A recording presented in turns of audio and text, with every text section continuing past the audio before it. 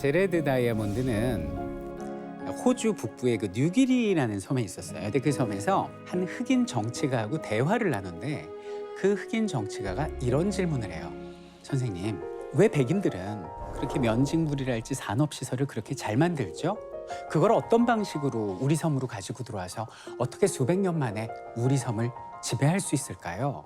왜 백인들이 그렇게 기술력이나 산업 발전에 앞장서는데 우리 흑인들은 그걸 따라가지 못합니까?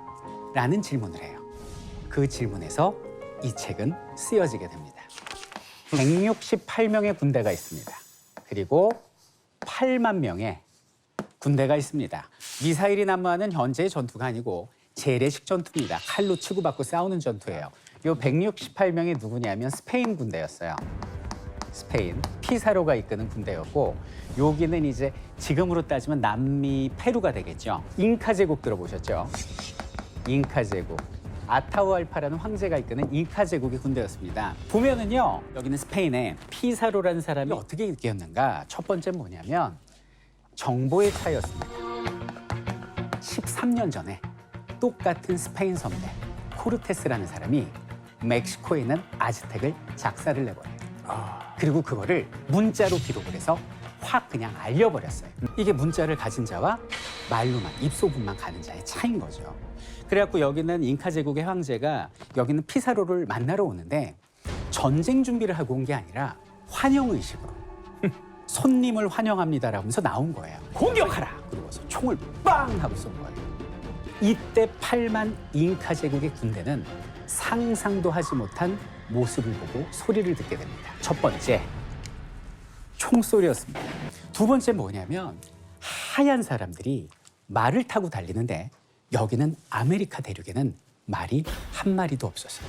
결국 여기는 유럽인들이 얼마 안 되는 인원으로 여기는 남미를 제압할 수 있었던 건 총의 힘이었고요. 칼과 갑옷의 힘이었어요.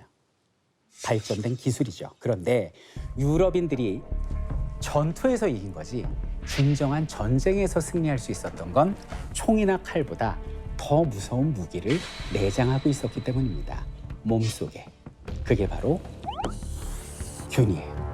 여기는 유럽인들이 가지고 온 풍토병, 천연두랄지, 장티푸스, 홍역 이런 균들이 여기는 아메리카 원주민들을 멸종을 시켜요. 근본적인 질문으로 다시 돌아가겠습니다. 왜 유럽인들은 아메리카 원주민이 가지지 못한 총과 이런 금속 칼을 가질 수 있었을까?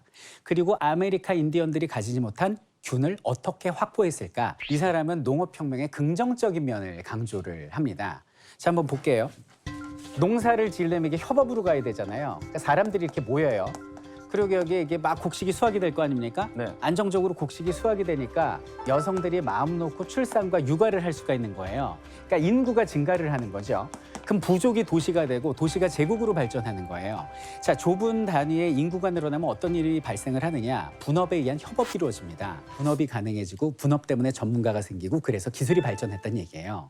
여기에 농업 때문에 뭐가 생겨나느냐? 바로 위대한 이것이 생겨났다라는 얘기예요. 문자입니다. 결국 문자는 농업혁명 때문에 생겨났다는 겁니다. 괴물 같은 최고의 발명품 문자가 어떤 짓을 하느냐? 선배들의 시행착오를 기록하기 시작하는 거예요. 이게 쌓이고 쌓이면서 데이터베이스, DB화가 되면서 이 사람들은 엄청나게 기술이 발전해서 칼과 창과 활과 총을 만들 수 있게 됐다는 거예요. 이 모든 거의 시작은 농업이라는 겁니다. 농업은 또 하나를 가져오게 되는데 그게 뭐냐면 바로 이겁니다. 가축. 가축이라는 건 농업혁명에서 필요한 하나의 문화의 형태예요. 여기는 남아메리카 같은 경우는요. 가축이 될 수 있는 대형 포유류가 한 종밖에 없었대요. 라마라고 낙타같이.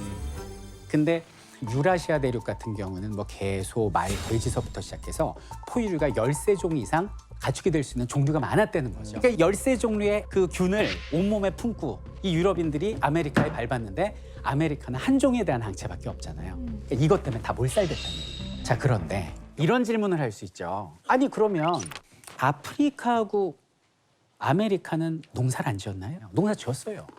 그런데 확산이 안 됐지. 그러면 왜 이 사람들은 농사가 확산이 안 되고 유라시아인들은 농업혁명이 확산이 됐느냐? 여기 있는 아프리카 있죠. 아프리칸 대륙이 이렇게 종으로 길어요. 여기는 미국도 대륙이 이렇게 종으로 길죠. 이러면 농업 확산이 안 된다는 거예요. 반대로 여기는 유라시아는 횡으로 길잖아요. 그래서 확산이 됐다는 얘기예요. 자, 무슨 얘기냐? 위도가 같잖아요. 위도가 같으면 기후, 식생, 토양이 일치를 해요. 여기서 짓는 농작물이 이렇게 이동하기가 용이하다는 겁니다. 결국 유럽인들이 농업 확산을 할 수 있었던 건 횡으로 긴 좋은 기후대와 땅에 태어났기 때문이다라는 얘기예요. 그리고 유럽인들은요, 또 하나의 어떤 행운을 얻는데 그건 뭐냐면 가축으로 쓸 수 있는 다양한 포유류가 많이 살고 있는 대륙에 태어났다라는 거예요. 이렇게 가축화시킬 수 있는 동물이 많기 때문에 많은 가축을 키울 수 있었고 그 가축으로부터 뭘 얻었을까요? 젖을 얻습니다. 두 번째는 비료가 되겠죠. 세 번째는 털을 얻겠죠. 그 다음은 노동력을 얻겠죠. 군사용으로도 쓰고요. 그리고 마지막으로 고기를 얻고 가죽도 얻겠죠. 그런데 이 모든 선물을 다 합쳐도 이 선물만큼 위대한 건 없었어요. 유럽인들에게는. 그게 균이에요. 유럽인들에게 엄청난 균이라는 선물을 준 여기는 다양한 가축들. 이 가축들 덕분에 유럽인들은 아메리카를 지배할 수 있었다. 정리를 하면 이 총균세가 오늘날 우리에게 던지는 메시지는 무엇인가? 좋은 환경에 태어나면 발전을 하고 어려운 환경에 태어나면 어려워진다는 얘기인데 쉽게 얘기하면 백인들은 운이 좋았던 거예요. 좋은 땅에서 태어난 거죠. 그래서 환경 때문에 잘 나간 거고 여기는 아프리카 흑인들이나 아메리카 원주민들은 불리한 땅에서 태어났기 때문에 어려울 수밖에 없었다. 이 한 줄이 이 책의 모든 것이에요. 5글자로 줄이면 환경 결정론. 이게 800페이지로 나옵니다.